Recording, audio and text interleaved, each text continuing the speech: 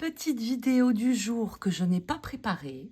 Donc, comme il y a quelques jours, quelques semaines, je vous avais partagé une anecdote que j'ai vécue il y a quelques années maintenant auprès d'un vieux reboute des campagnes, eh bien, je vais tirer les cartes et je vais vous raconter ma petite histoire. C'est parti!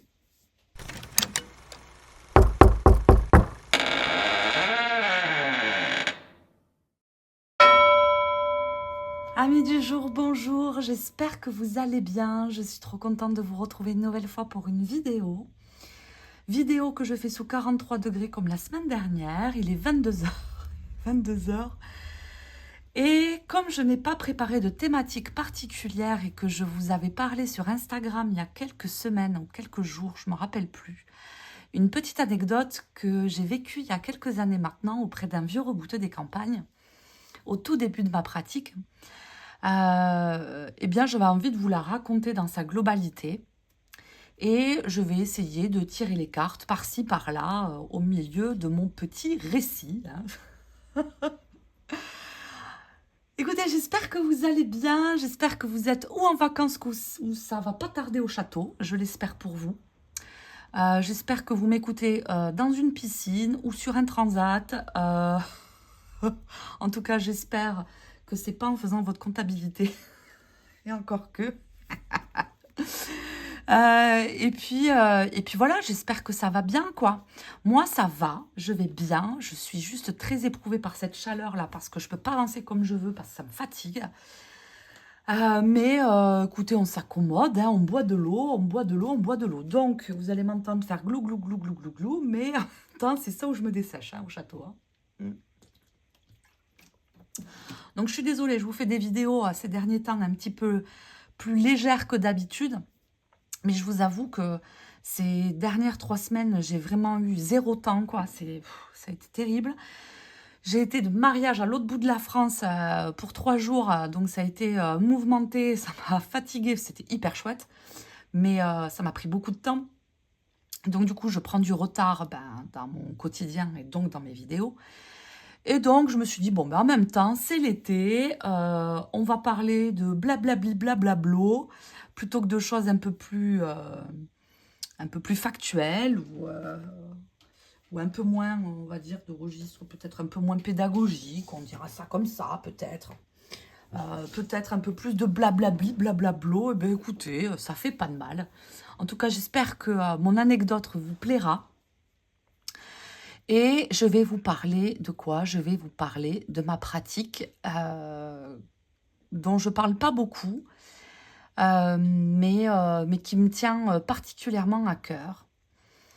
Quand j'ai ouvert mon cabinet il y a quelques années maintenant, j'ai toujours été convaincue d'être cartomancienne. Voilà. Véritablement, dans ma peau, je suis cartomancienne. Je tire les cartes, je suis une tireuse de cartes.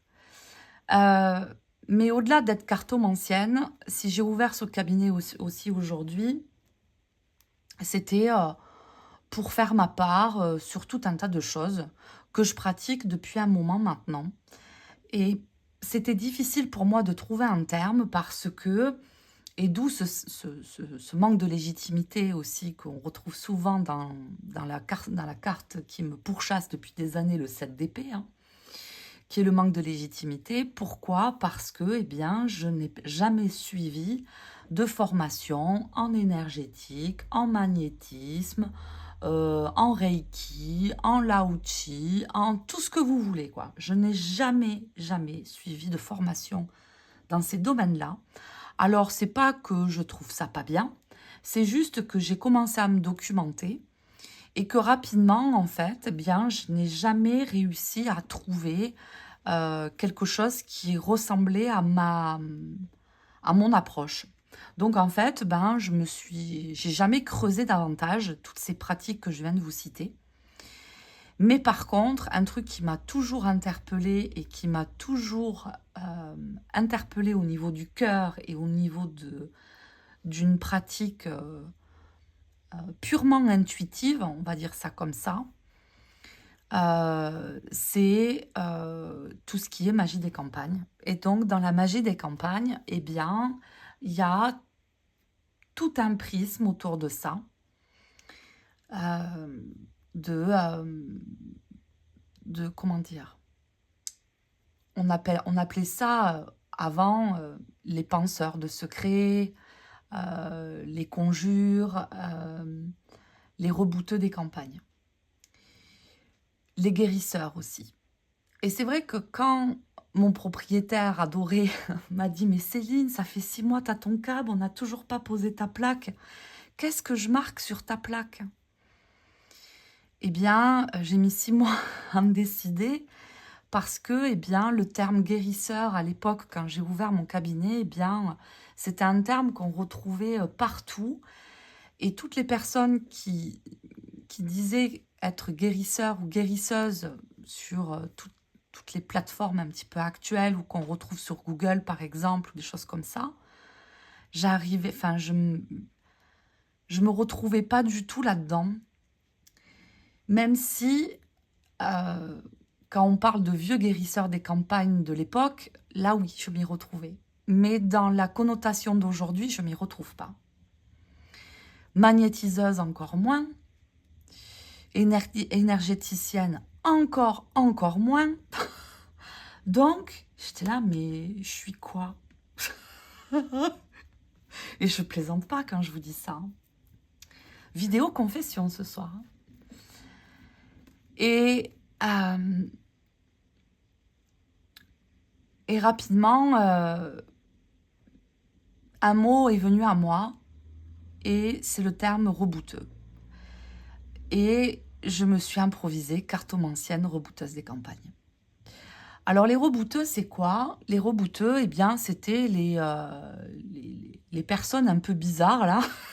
C'était souvent des personnes un peu bizarres qui vivaient dans les campagnes, très souvent, hein, dans des espaces ruraux, et qu'on allait voir parce qu'il n'y avait pas de médecin, parce qu'on n'avait pas les moyens de se déplacer, parce qu'on n'avait pas les moyens de payer un toubib, et on connaissait le monsieur un peu bizarre qui vivait dans sa cahute un peu plus loin, et qui posait sa main sur vous, qui faisait une prière, ou qui vous tirait sur le bras, et puis pof, la douleur est partie. Et moi, en me documentant pendant toutes ces années, c'est exactement ce que je fais de manière instinctive, en fait.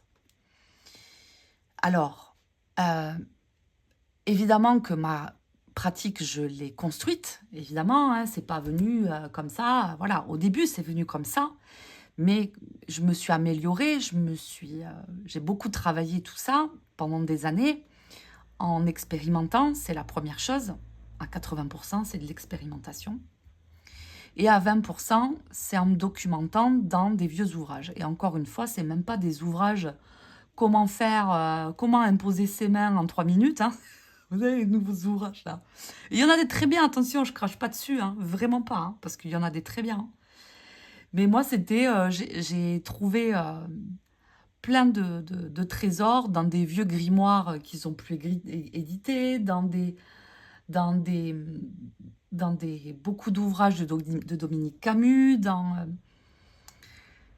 des vieux bouquins de magie des campagnes. Et c'est comme ça que j'ai construit ma pratique. Et tout ça pour en venir, donc tout ça c'était mon introduction, en 8 minutes 56, Céline abrège. Moi, à cette époque, mon but premier, c'était quoi? Pour trouver une légitimité, hein, parce que je manquais de légitimité, parce que j'avais pas de diplôme, mais t'es qui, ma pauvre fille, pour dire que tu peux aider des gens, tu vois? C'était ça, hein. Eh bien, c'était de trouver un mentor. Je voulais trouver un mentor, absolument. Tant que j'ai pas de mentor, je suis pas légitime. Voilà. Je voulais qu'on m'apprenne, je voulais qu'on me montre, je voulais qu'on me rassure. Et je voulais qu'on me donne une certaine forme de validation, j'ai envie de vous dire. Et donc, je pars à la recherche, à ma quête d'un mentor. je cherche et puis, bon, j'ai une facilité de pouvoir parler avec une communauté d'anciens autour de chez moi, tout ça. Et donc, je discute avec 1, 2, 3, 10, 20, 40 personnes. Et puis, rapidement, eh bien, j'ai un nom qui revient. Bon. Un nom qui revient, qui me dit, ah, mais franchement, par rapport à ce que tu pratiques, parce que je parlais un petit peu de ce que je faisais, j'expérimentais,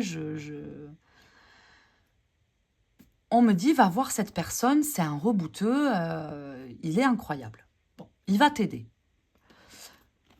Ok, moi, je cherche pas à comprendre. Quoi, un vieux rebouteux? Ben, let's go, j'y vais.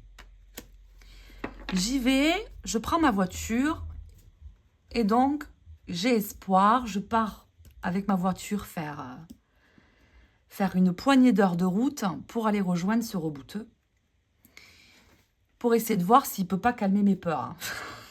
Évidemment, parce que Céline, pétrifiée de tout un tas de trucs, même si au fur et à mesure que je pratiquais, je me rendais compte qu'il y avait plein de choses que j'arrivais à faire.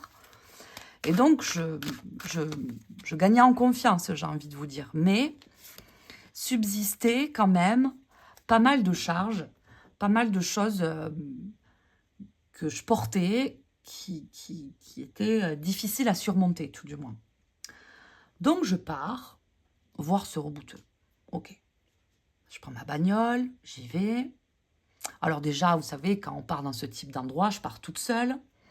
Et moi, bien sûr, dans ma tête de poisson, là, je m'imagine tout un truc. Je m'imagine la vieille maison au fond des bois, avec un homme qui va être en train de couper du bois. Le truc. Et bien, c'était pas du tout ça. C'était pas du tout ça. Je me fais ces poignées d'heures, là, voilà. Bon, c'était un espace rural, donc je m'enfonce au fin fond de la campagne et tout. Et là, je me retrouve dans un espèce de lieu-dit où il n'y avait aucune rue d'indiquée, rien du tout. Je suis là, oh là là, je me paume. En plus, moi, j'ai aucun sens de l'orientation, c'est terrible. Je suis là, mais il est où ce vieux monsieur et tout? Et puis à un moment donné, j'avançais au pas. Je vois une vieille pancarte, comme ça, avec une flèche, avec écrit Monsieur, bon, on va l'appeler Monsieur Jean. Voilà, je vais masquer son identité quand même, à ce monsieur. Une pancarte avec une flèche comme ça, avec écrit Monsieur Jean. Je dis, oh, d'accord, je vais suivre le parcours fléché, quoi. Je suis là, mais dans quoi je m'embarque? Ok. Et là, à un moment donné, je vois une maison un peu ancienne, avec un vieux jardin, avec une vieille clôture un peu démantelée, une vieille brouette sur le côté, un jardin pas très bien entretenu, avec un passage quand même assez clair, avec encore la même flèche avec le panneau Monsieur Jean. Bon. Je suis là, bon, c'est bon, c'est par là. Let's go, j'y vais. Et puis en m'avançant, je vois qu'il y a un parking sur le côté avec plein de voitures. Je suis là, mais quoi? J'ai dit, mais on est dans un musée ou c'est comment? C'est quoi toutes ces bagnoles? Et là, je rentre, et là, je vois plein de personnes qui sont en train d'attendre. Je suis là, ok. Je m'assois, et là, autant vous dire que l'âge moyen, c'était à peu près 75 ans, quoi. Bon. Je rentre, je pipe pas mot, je m'assois, j'attends. Bon. Et là, on est dans une espèce de petite pièce. On est à l'intérieur d'une maison, hein. C'est une maison, et je vois une petite pièce avec un canapé, 3 chaises d'un côté, 2 chaises de l'autre, une espèce de table un peu désuète, machin. Des papiers, des mamies qui parlent en espèce de patois. Ok, je comprends pas tout. Bon, j'attends mon tour. Et puis, quand arrive le moment de passer, un monsieur ouvre la porte. Donc, monsieur Jean ouvre la porte. Il me regarde, il me dit, c'est à toi, là? Je lui dis, oui. Il fait, je vais manger d'abord. D'accord? Il me replante là, pendant plus d'1 heure. J'attends, comme ça. Et puis, les gens continuent de rentrer. Bon. Moi, je cherche mon mentor. 1 heure plus tard, enfin 1 heure et quart plus tard, je le vois re-rentrer. Il ouvre la porte.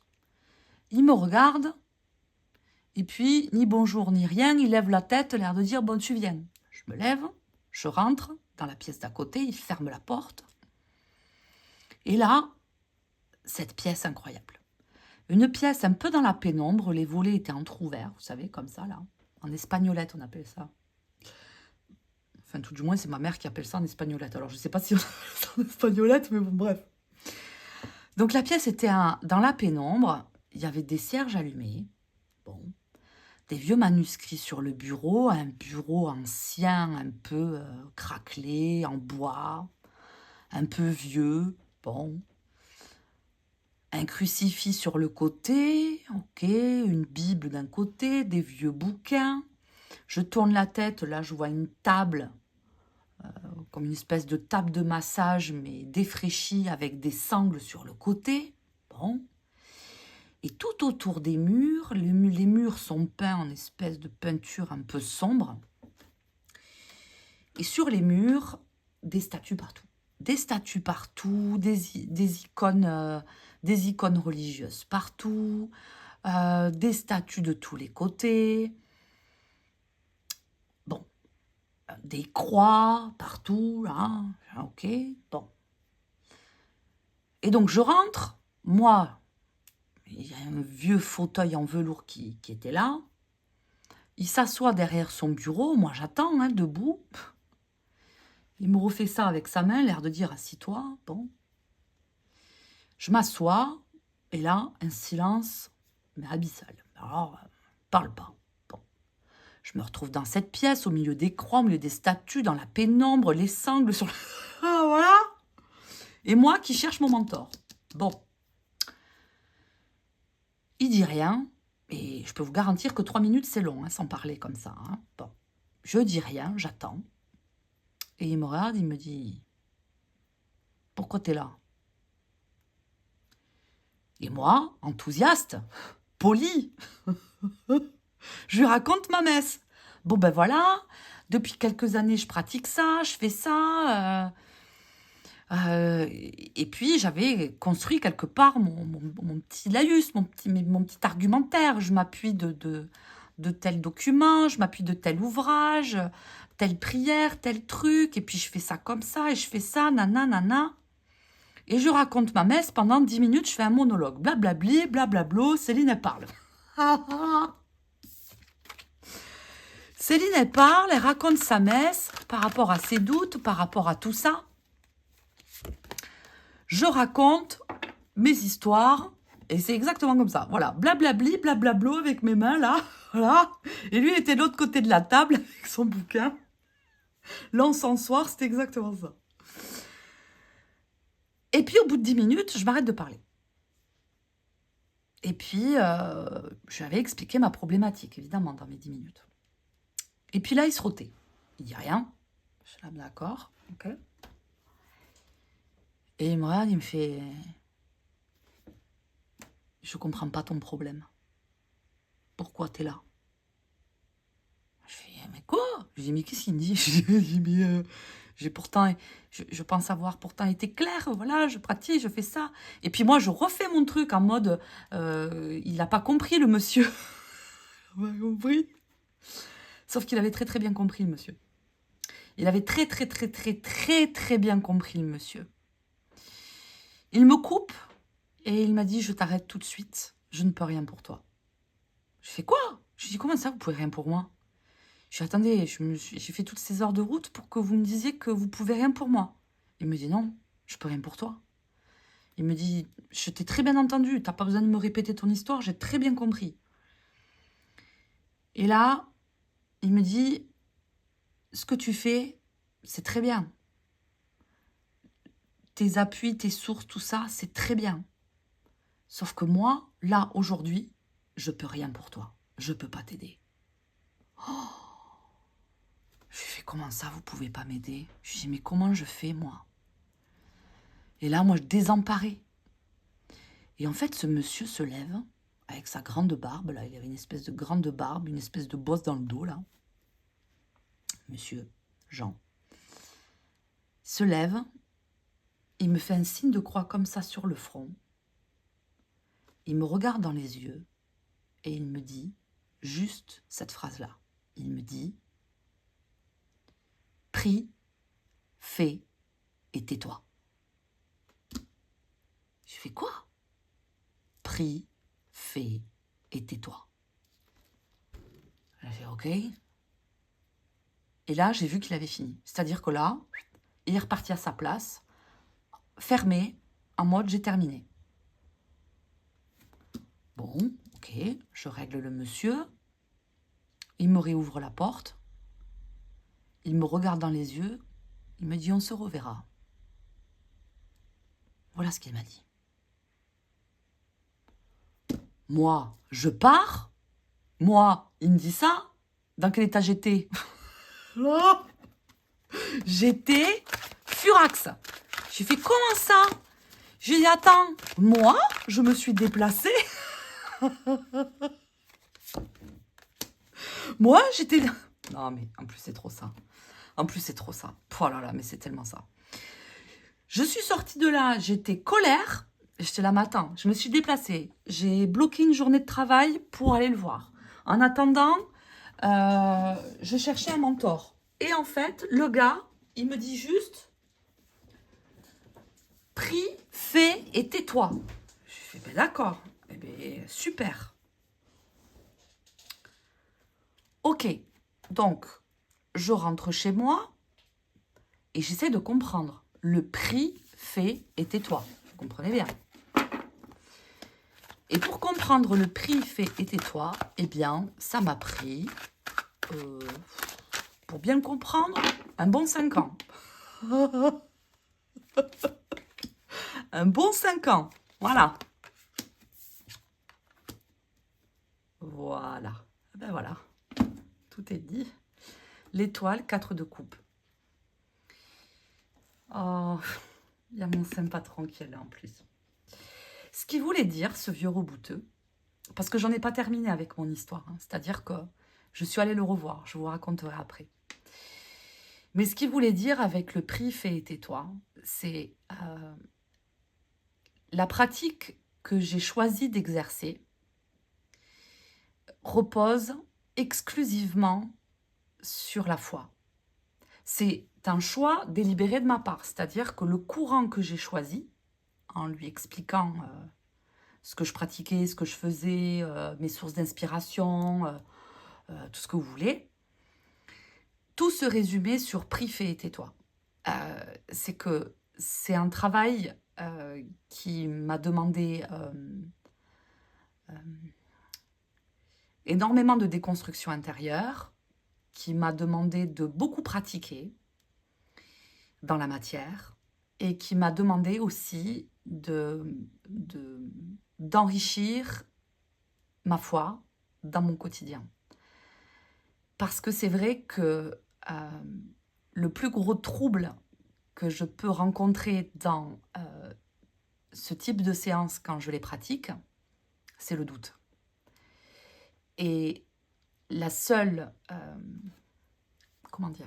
la seule chose qui peut venir contrecarrer le doute, c'est la foi. Et la foi, elle se nourrit, évidemment.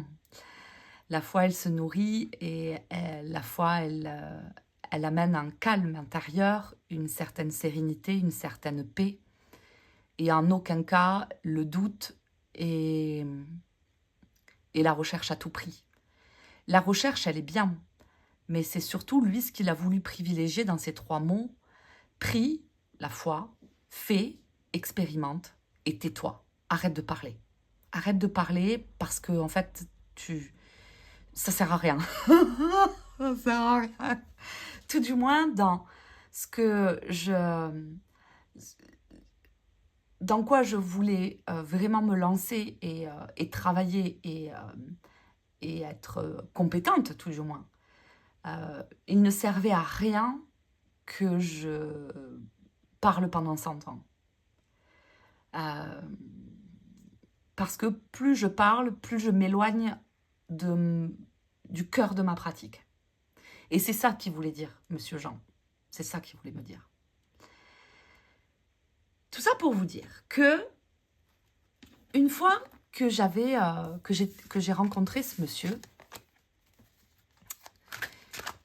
et que j'ai été en colère eh bien, j'ai expérimenté le prix fait tais-toi. Et je vous avoue que plutôt que de m'écouter parler blablabli blablablo, eh bien, je me suis vraiment concentrée là-dessus. Et c'est là où j'avoue avoir le plus progressé. Enfin, tout du moins, il me semble. Et au bout de ces 5 ans, quand je pense avoir intégré ce qu'il a voulu me dire, je me suis dit, il faut que je retourne le voir. Et là, c'est l'acte 2, je suis retournée le voir. Je suis retournée le voir, ce vieux monsieur, monsieur Jean,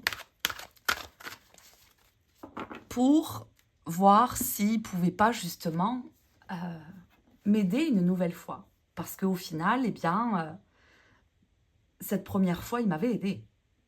Pas la manière dont je m'attendais pas du tout à cette manière de transmission. Je m'attendais à toute autre chose. Mais je me suis dit, au bout de 5 ans, il est temps que tu retournes le voir pour voir s'il peut te transmettre autre chose. Et c'est vrai que là, je vous parle que de mon expérience. Hein.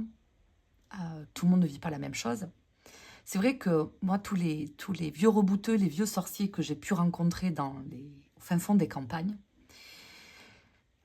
et toutes sans exception, hein, toutes ces personnes-là, que ce soit des hommes comme des femmes, c'est jamais des personnes comme ça au premier abord, vous savez, très, comment dire, enthousiastes et aimables. Voilà, ils sont pas aimables. Ça veut pas dire qu'ils sont pas gentils. Ça veut dire qu'ils sont pas là en train de vous raconter la messe pendant 100 ans. Bonjour, et comment tu t'appelles et nana. Non, non, non, non, s'encombre pas. C'est, tu t'assois, c'est ça, voilà, et on te regarde, et puis là, et puis on te raconte du bref mais du concis. Et moi, toutes les personnes que j'ai rencontrées dans ce domaine-là, elles ont toujours été comme ça. Alors, peut-être que c'est un concours de circonstances ou quelque chose comme ça, hein. Mais c'est toujours des personnes très brutes, quoi. Très, mais pas brutes, brutales. On ne s'encombre pas de futilité. C'est ça que je veux dire. Mais malgré tout, au vu de ce qu'il m'avait transmis et qui, au final, m'a beaucoup aidé parce qu'en fait, le cœur de ma pratique repose sur cette phrase. Prie, fais et tais-toi. Je m'en vais le revoir. Je reprends ma bagnole, je repars le voir, je refais la queue, je rentre à nouveau. Il a vieilli, il boite, alors que la dernière fois, 5 ans auparavant, il ne boitait pas. Je m'assois, il se tait à nouveau, encore une fois. Il lève les yeux, il me regarde et il me dit « Qu'est-ce que je peux faire pour toi ?» Et là, j'ai essayé d'être la plus concise possible. Je suis venue te voir il y a 5 ans. Tu m'as dit « Prie, fais et tais-toi ». J'ai mis du temps à comprendre, mais me revoilà aujourd'hui, 5 ans après, et j'aimerais que tu m'aides à renforcer ma pratique. Et là, j'ai rien dit de plus, peut-être une phrase de plus, mais assez concise en fait, par rapport à ma messe de 5 ans auparavant. Et là, il lève les yeux et il m'a dit qu'est-ce que tu veux, comment veux-tu que je t'aide? De quoi tu as besoin? Je suis OK. Et là, je lui dis ben, je sais pas, qu'est-ce que moi je pourrais faire pour vous? En quoi c'est peut-être prétentieux de ma part, mais en quoi je pourrais peut-être vous aider ou tout du moins vous accompagner sur quelque chose. Et là, il lève les yeux, il me dit bah, t'es pas venu pour rien, parce que je vais avoir besoin de toi. Et là, j'étais séchée. J'ai fait quoi? J'ai dit comment ça? Besoin de moi? Je sais, mais Incroyable. Il m'a dit ça comme ça. Je dis, ben d'accord. Et là, il me dit, voilà, il y a quelque temps, je me suis fait mal à la jambe et je ne peux plus marcher très longtemps. Et aujourd'hui, il faut faire le tour d'un champ. Et je ne peux pas le faire. Et j'ai besoin de quelqu'un qui comprenne ce que je vais lui dire et comment le faire. Est-ce que tu veux bien m'aider? Oh, moi, moi, j'étais là, mais oui, mais bien sûr, évidemment, évidemment. Tu me demandes de faire le tour de ton village, si tu veux, je le fais. Moi, j'étais trop contente, j'étais là, ouais, trop bien. Bon, j'ai vite déchanté parce qu'on était en plein été, un petit peu caniculaire comme l'été que l'on vit aujourd'hui.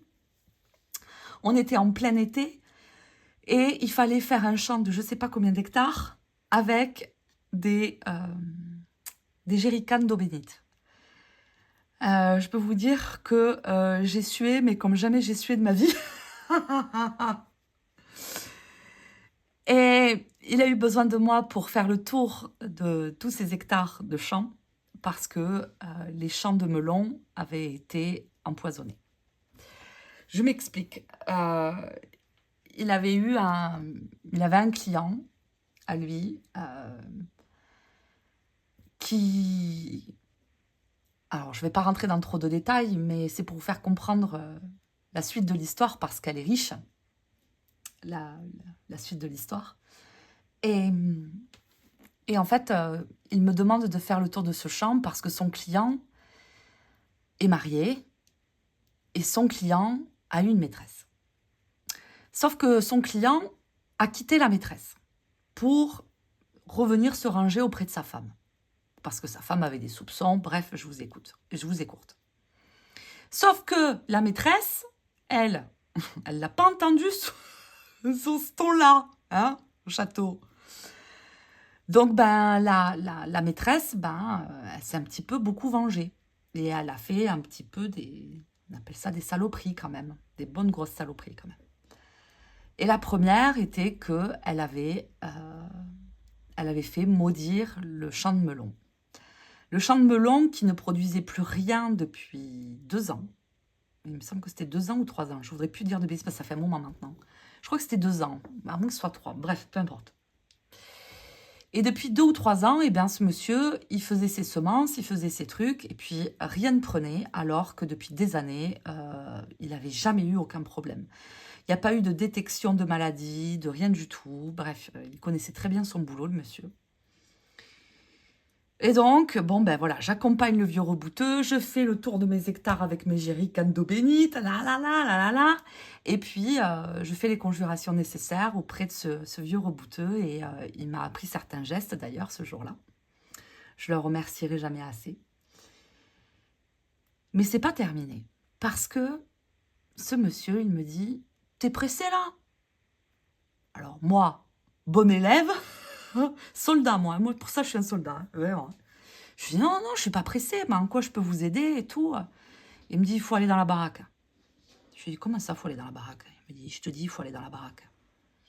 Et donc, à côté du champ, un peu plus loin, il fallait trotter un petit peu quand même, hein, il y avait la maison du client.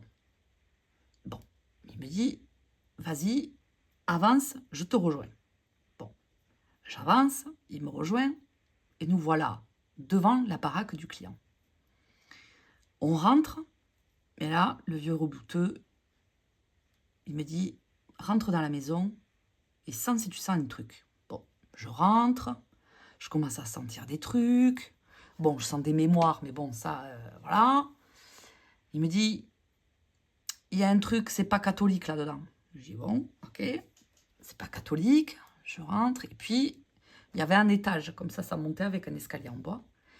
Je dis, je sais pas pourquoi, pour moi, il faut monter à l'étage. Il me dit, ben, t'as tout compris, il faut monter à l'étage. J'aide le vieux rebouteux à monter l'étage, parce qu'il n'arrivait pas avec sa jambe. Je l'aide à monter l'étage. Et là, à l'étage, il y avait... c'était assez délabré quand même, mais il y avait quand même 2 chambres qui étaient aménagées. Et donc, on rentre dans une des 2 chambres. Et là, je sens une saloperie, mais vraiment. Et là, le rebouteux, il me regarde, on se comprend. Et là, il me sort son pendule. Puis il sort son pendule comme ça, là, il est avec son pendule dans la chambre. Il me regarde, il me dit, la filoute, elle a planqué un truc dans la piole. Je lui dis, quoi? Je lui dis, comment ça, elle a planqué un truc dans la piole? Il me dit, je te dis, il y a un truc planqué dans la piole. Bon, on cherche, tout ça, je trouve pas. Moi, je commence à chercher vous savez, les placards, les tiroirs. Il y avait une vieille commode avec une vieille coiffeuse.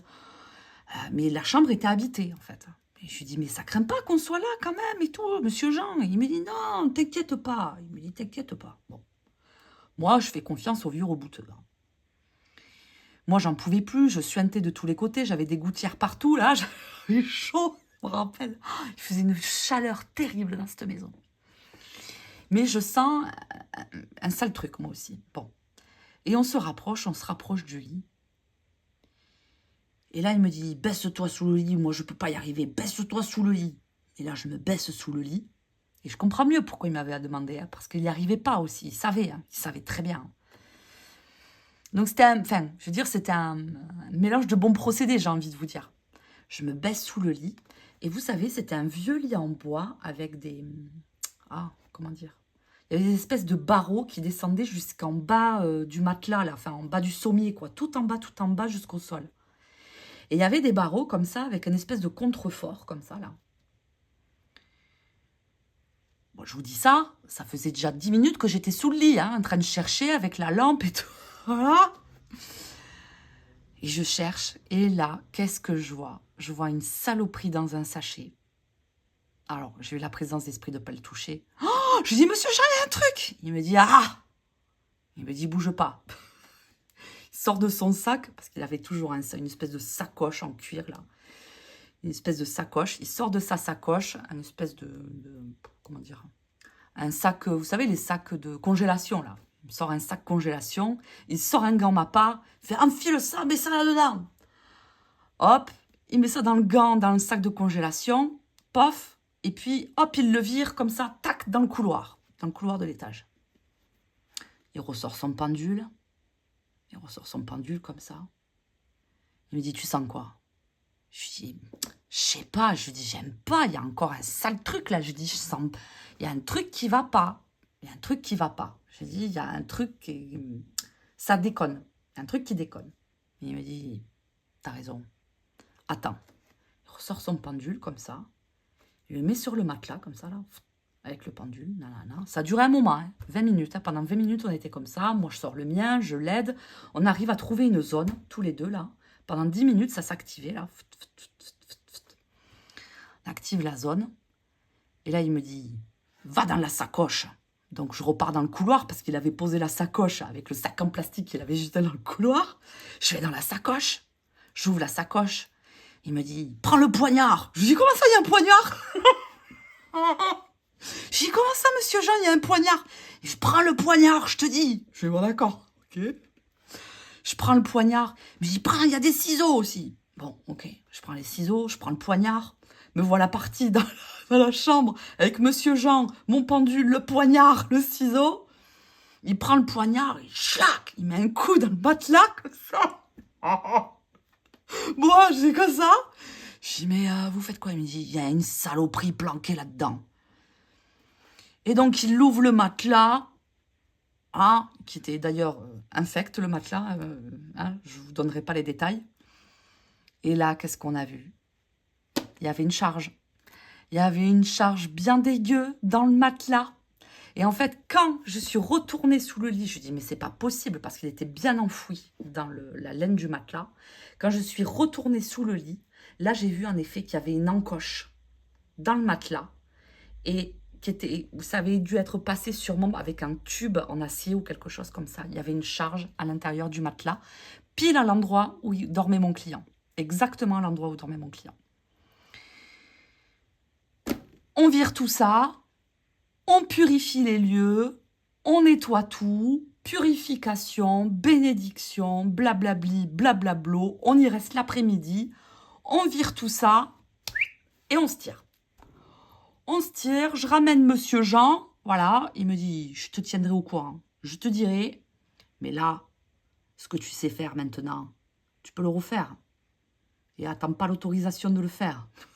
Parce que tu sais le faire. D'accord. Ok. Bon, Monsieur Jean m'a rappelé, je sais pas, tardivement. Il m'a appelé, je crois, 2 mois plus tard. Un moment après. Il m'a rappelé 2 mois plus tard en me disant que tout était rentré dans l'ordre, que le client de Monsieur Jean n'avait plus de problème, qu'il n'avait plus de problème de santé, qu'il n'avait plus de problème au niveau de son champ, que toutes les choses qui étaient en arrêt, que ce soit sa production, que ce soit ses ventes, tout ça avait redémarré et qu'il avait fait le nécessaire pour la maîtresse, pour la mettre hors d'état de nuire. Bref, donc comme quoi la maîtresse, elle avait contaminé et le champ de melon et l'intérieur de la piole du client de Monsieur Jean. Bref, donc voilà, c'était pour vous raconter cette petite histoire de Monsieur Jean qui est incroyable. Mais je vous raconte ça. J'avais passé là une bonne... Enfin, ouais, je crois que j'étais arrivée vers midi ou 13h, quelque chose comme ça.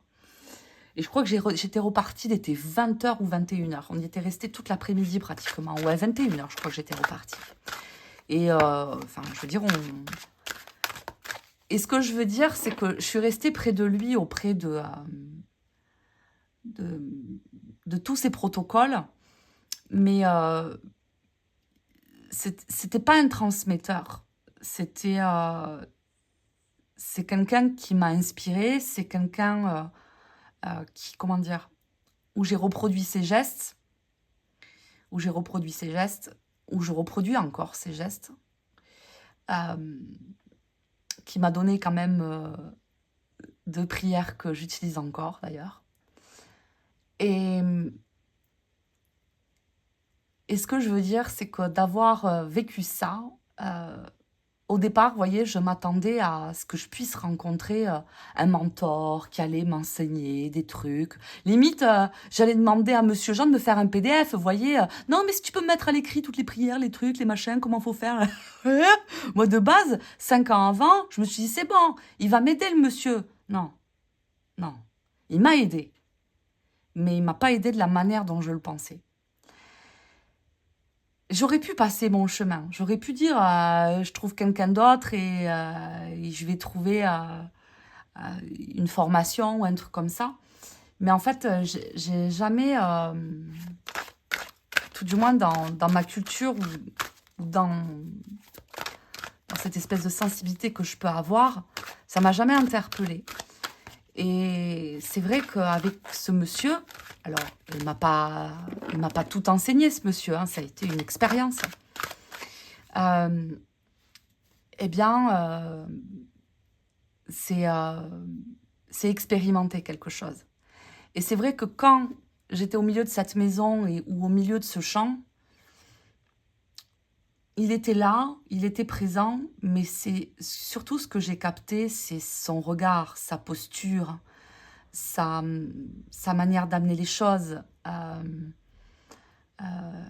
quoi il faisait attention, dans quoi il portait son regard, les gestes qu'il pouvait faire.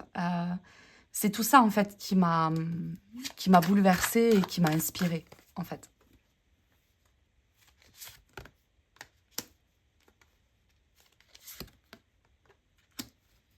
Une pratique qui a été transmise.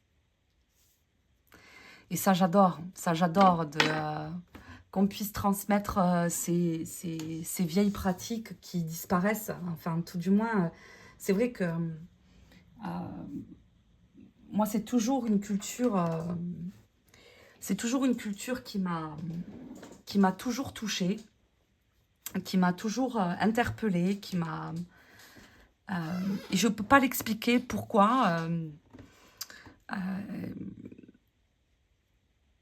Mais c'est vrai que, comme je vous disais, souvent ces personnages-là, c'est pas forcément des pédagogues, c'est pas des transmetteurs, c'est pas des papes, quoi. C'est des papesses, c'est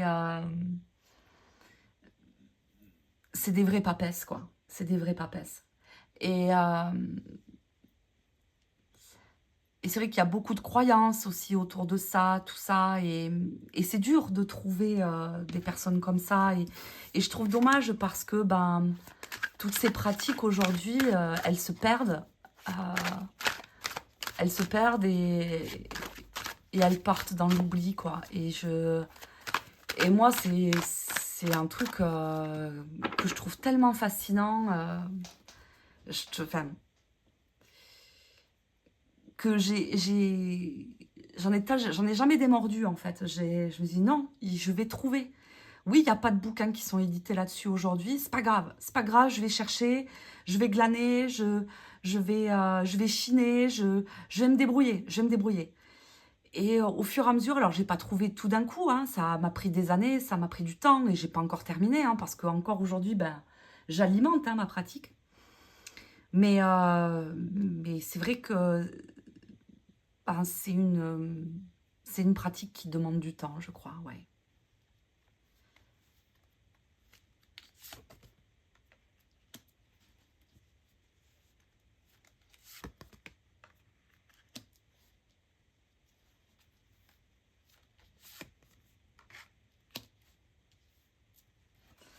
En fait, ce qu'il est venu, vous voyez, ce qu'il est venu faire, ce monsieur, avec ce 4 de denier, cette roue et ce roi de coupe, c'est que ce monsieur, il est venu comme quelque part déverrouiller quelque chose qui était en moi, mais que j'avais tout bêtement, euh,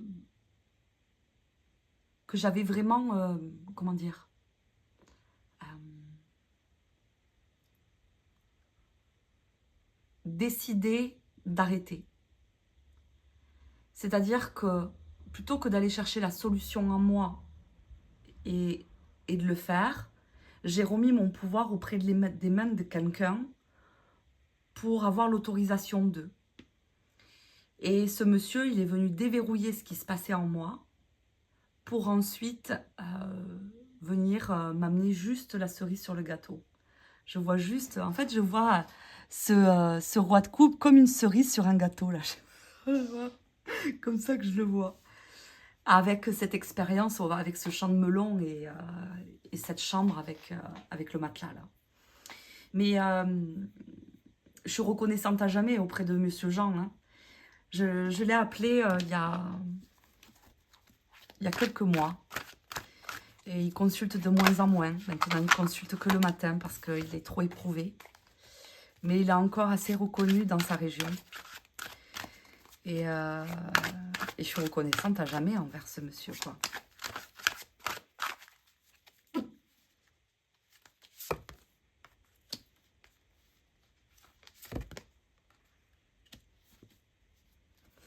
Et vous voyez, ce que m'a apporté ce monsieur, c'est fou d'être comme ça quand même. Mais j'y accorde tellement, en fait, j'accorde tellement de respect et tellement d'admiration envers ces personnes-là que... et encore une fois, je ne fais pas une généralité parce qu'il y a des vieux guérisseurs qui sont charlatans, attention. Hein, enfin, je veux dire, je ne vais pas faire une généralité. Il faut juste trouver les bonnes personnes. Mais c'est vrai que les vieux sorciers des villages, des choses comme ça, moi, je suis tellement admirative de cette pratique que c'est vrai qu'il m'a apporté... il m'a accordé un éclairage. Il m'a accordé un éclairage et quand on pratique auprès d'un ancien, c'est vrai que ça prend une dimension tout autre, quoi. Ça, c'est vrai. Ça, c'est vrai.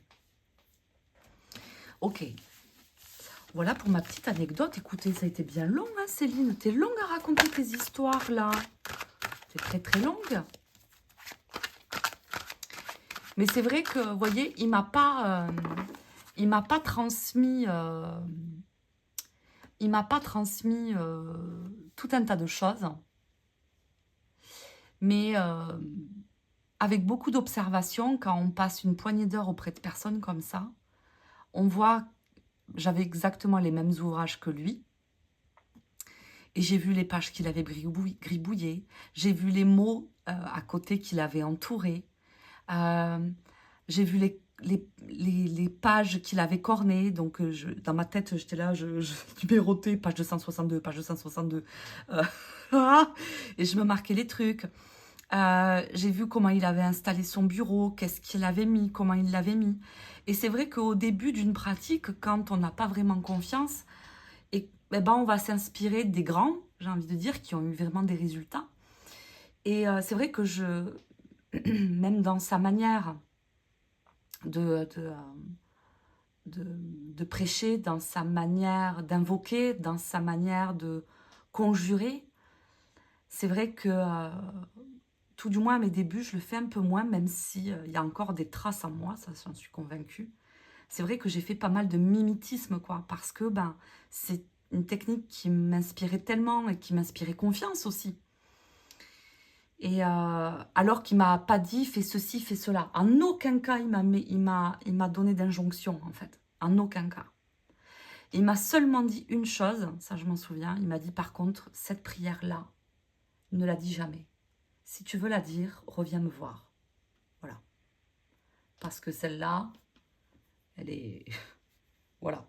Bon après voilà, c'est pour des exorcismes assez très très élevés. Et c'est vrai que euh, c'est connaître ses limites en fait. C'est-à-dire que moi-même, on a tous, toutes des limites. J'ai les miennes. Je les connais très bien, mes limites. Je sais les choses que je peux toucher, les choses que je ne peux pas toucher. Et c'est vrai qu'à 2 reprises dans ma pratique pro, depuis que j'ai mon CAB, j'ai eu quelque chose où j'ai vu, j'ai senti, j'ai eu une alerte comme quoi je ne pouvais pas intervenir parce que je n'en avais pas les capacités, tout simplement. Et je l'ai redirigé vers Monsieur Jean.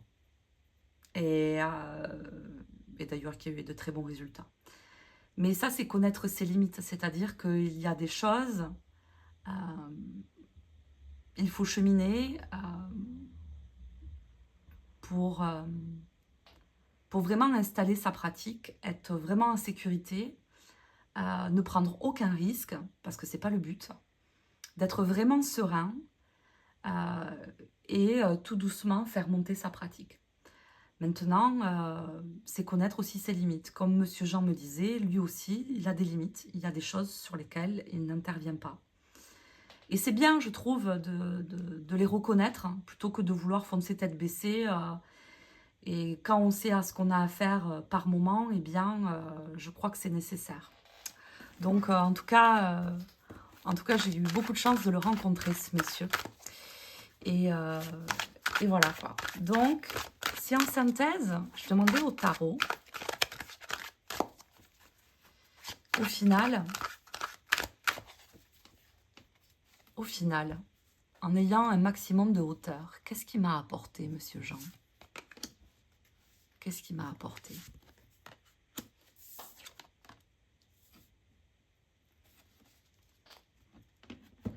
Le courage d'aller plus loin. Oui, c'est vrai. Parce que je ne m'autorisais pas. Mais lui, il m'a autorisé. Il m'a ouvert toutes les portes. Tout. Il m'a ouvert toutes les portes. En fait, c'est quand je dis qu'il m'a ouvert toutes les portes avec cette force et ce 3 de bâton, c'est vrai que ce grand monsieur, c'est bête à dire, hein, mais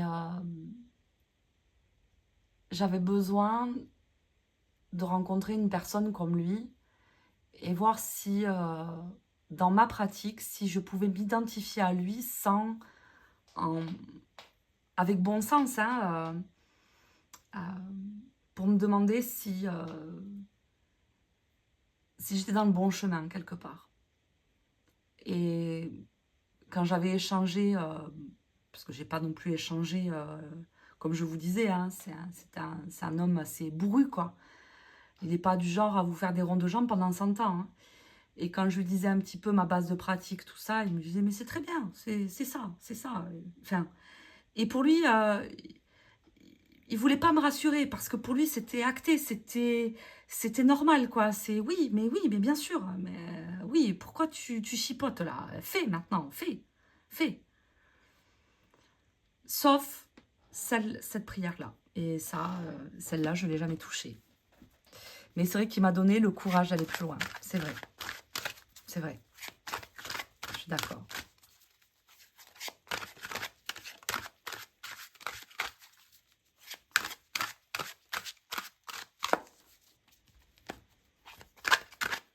Et au final, pourquoi j'ai rencontré ce monsieur? Il m'a donné le courage d'aller plus loin. Et pourquoi j'ai rencontré ce monsieur? Pourquoi?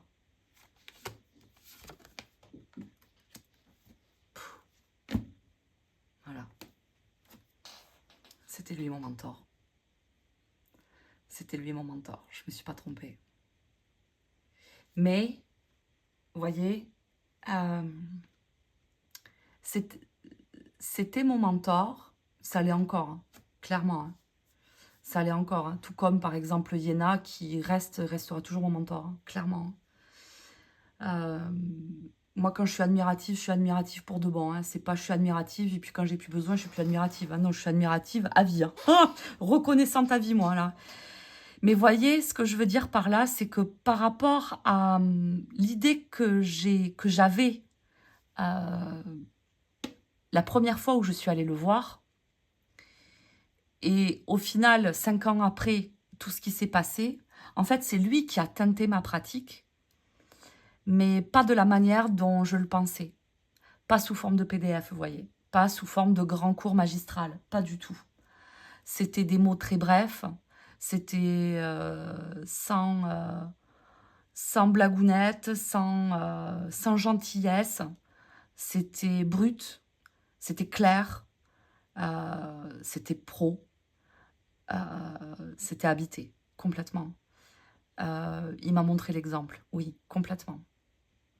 Mais pas, vous voyez, pas du tout de la manière dont je le pensais. Et souvent, moi, ça se produit parce que là, je vous raconte cette histoire qui m'est arrivée, mais j'ai rencontré beaucoup de personnes, alors pas vraiment comme lui, mais ça peut être des sorciers, des vieilles sorcières de campagne, là. Vous savez, celle qui vous prend son jeu de 32 dans la cuisine où il y a encore des traces du cassoulet d'amidi sur la nappe, là. Vous voyez, hein, celle-là, là, cette dame-là. Et en fait, toutes ces personnes que j'ai côtoyées de près ou de loin à un moment donné de ma vie sont venues teinter ma pratique. Et c'est pas forcément des gens qui m'ont fait des PDF. C'est pas forcément des gens qui m'ont dit il faut que tu fasses comme ceci, comme cela. Non, ils m'ont jamais, jamais, jamais donné d'injonction. Jamais. Par contre, ils m'ont inspiré. Et je crois que c'est eux mes véritables mentors, quoi. C'est qu'ils m'ont jamais dit comment il fallait faire. Jamais. Ils m'ont laissé moi et mon libre arbitre, moi et ce que je suis. Et maintenant, c'est construis ta pratique. Regarde-moi si tu veux, admire-moi si ça te chante. Mais les clés, tu les as en toi. Maintenant, si tu veux un petit coup de starter, ok, je vais t'attraper la main. Mais rapidement, en fait, dans 5 minutes, par contre, je suis plus là. Parce que j'ai pas que ça à faire, l'enfantillage. C'est trop ça. Donc, merci à Monsieur Jean. Merci à tous ces mentors qui continuent de m'influencer, qui continuent de construire et d'enrichir ma pratique, de près ou de loin, que ce soit en magie, que ce soit en carto, que ce soit en littérature, que ce soit dans le domaine des arts, que ce soit dans tout ça. Ça vient teinter en fait ma manière dont je tire les cartes et ma manière de pratiquer, et ma manière dont je mène mes séances, enfin, je crois, c'est ça. Donc voilà, bah écoutez, 1 heure de vidéo, petite vidéo d'été, tranquillou, bilou. Vous me direz en commentaire si mon histoire, elle n'a pas été trop longue. J'ai essayé de vous la synthétiser au maximum parce que si je commençais à vous raconter comment j'ai fait le tour des hectares de champs de melons, on n'aurait pas fini. On n'aurait vraiment pas fini parce que il y aurait vraiment beaucoup d'histoires à raconter, hein, parce qu'il y avait des augures, parce qu'il y a des choses sur lesquelles on s'est retrouvé avec Monsieur Jean et sans se concerter, on s'est regardé et on savait la direction qu'on devait qu'on devait prendre et c'était assez stupéfiant quand même. Mais oui, après, je vous ai écourté également l'enterrement des charges, parce que les charges qu'on a récupérées, bien sûr qu'on les a évacuées, et qu'on les a enterrées et qu'on a fait le nécessaire. Donc là aussi, il m'a enseigné des choses que je faisais mal d'ailleurs avant. Enfin, mal, non, mais dans lesquelles je pouvais prendre un potentiel risque. Et lui, il m'a montré pourquoi. Et c'est des petits tips, après, c'est des petits tips de terrain, quoi. Mais encore une fois, quand je finissais pas de le remercier, il m'a dit quelque chose de très juste, ce monsieur. Il m'a dit, mais tu sais, je t'ai rien appris parce que ce que là tu as relevé, tu l'aurais su un jour ou l'autre. Parce que à force de le faire, tu aurais compris que c'est pas comme ça qu'il faut le faire, mais plutôt comme ça. Et en fait, c'est à force de te brûler que tu aurais vu que il faut faire ça dans tel sens plutôt que dans tel sens. Il me dit, par déduction, tu l'aurais fait. Il me dit, c'est une question de temps. Il me dit, je t'ai juste fait gagner du temps, c'est tout. Il me dit, mais le temps, ce n'est rien. Voilà ce qu'il m'avait dit, quelque chose de ce registre-là. Donc, c'est, voilà, moi, je suis plus qu'admirative envers ces personnes-là. Gratitude à tout jamais. C'est gravé dans mon cœur pour toujours. Et j'espère que j'en rencontrerai d'autres. J'espère que j'en rencontrerai d'autres. Et c'est pour ça que souvent dans les... Je vous raconte ma vie. Dans les territoires un peu reculés, vous savez, dans les vieilles bourgades, dans les vieux lieux-dits, là, quand il y a un café des sports, là, qu'il y a toujours des mecs un peu bizarres comme ça, ben, des fois, je sais pas, quand je le sens, hein, quand je le sens, pop, je vais me mettre sur la terrasse, je sors mon tarot, tac, et bizarrement, je sais pas, où on vient me voir, où j'entends un truc, ah ben vous faites comme la bonne Miflette, la dernière fois, j'ai dit ça. Je dis quoi? Je dis c'est qui Madame Michel, madame? Et puis c'est comme ça, de fil en aiguille, que je fais une rencontre, que truc. Parce que je suis hyper curieuse, parce que tous ces gens-là, ils vont mourir là, et ils emportent avec eux des joyaux, quoi, des trucs, des pratiques de fou. Et le but étant que je puisse m'en inspirer, ou parce que je trouve ça chouette. Je trouve ça chouette, quoi. Voilà. Écoutez, j'en ai terminé avec les histoires du château en plein été. Voilà. J'espère que ma petite histoire vous a plu. Dites-moi en commentaire si ça n'a pas été trop long. Dites-moi en commentaire si vous voulez que je vous en raconte d'autres, des petites histoires comme ça. Je vous ai pas trop tiré les cartes, mais je vous avoue que j'ai eu une séance, j'ai eu des séances aujourd'hui qui ont été très riches et qui ont été assez denses. Et je vous avoue être un petit peu fatiguée pour tirer les cartes. Mais vous me direz en commentaire si ça vous intéresse que je continue. Non mais... Ben d'accord, je vais continuer si tu le veux, François, ok, pas de souci. Bon, en tout cas, c'est vous qui regardez la vidéo, donc dites-moi en commentaire si mes petites histoires, ça vous plaît, si vous voulez plus de détails, ou si j'écoute davantage, ou si j'en refais pas du tout, parce que c'est bon, Céline, tu nous as saoulés, c'était bien trop long. C'est avec grand plaisir, parce que des histoires comme ça, j'en ai plein. J'en ai plein auprès de plusieurs personnes qui travaillent dans l'occulte, ou tout du moins des expériences mystiques que j'ai pu traverser. Si ça vous intéresse que je vous les partage, c'est avec grand plaisir. Je vous attends en commentaire. N'oubliez pas de liker pour me soutenir, vous abonner, partager, blablabli, blablablo. À très bientôt au château. Que Dieu vous garde. Bye bye.